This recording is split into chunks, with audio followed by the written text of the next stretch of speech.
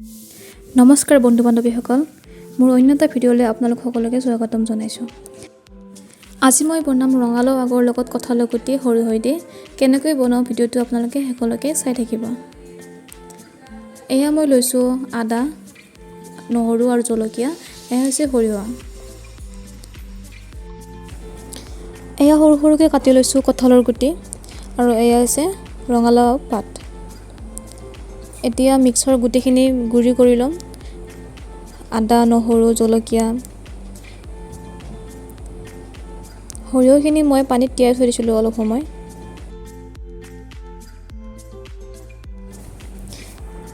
এতিয়া গুটিখিনি দি দিছোঁ ইয়াতে।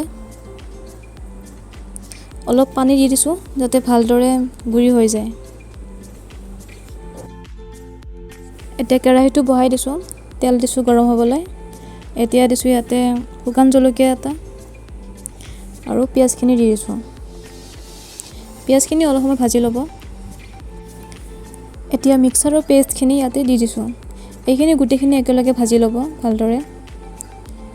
ইয়াত দিছোঁ নিমখ আৰু হালধি। গোটেইখিনি একেলগে ভালদৰে ভাজি ল'ব। মিক্সাৰত অলপ পানী দি পেলাই গোটেইখিনি দি দিছোঁ ভালদৰে। এতিয়া ঢাকনিখন ঢাকি দিছোঁ।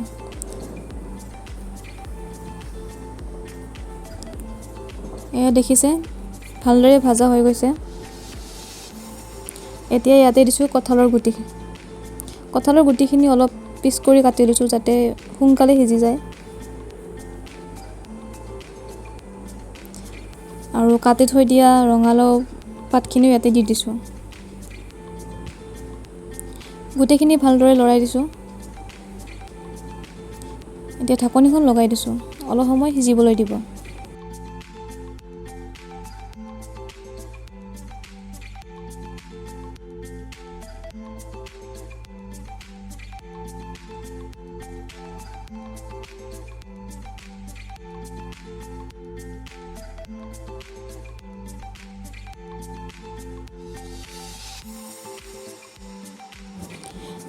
ইয়াতে অকণমান পানী দি দিছোঁ যাতে কঁঠালৰ গুটিখিনি ভালদৰে সিজি যায়।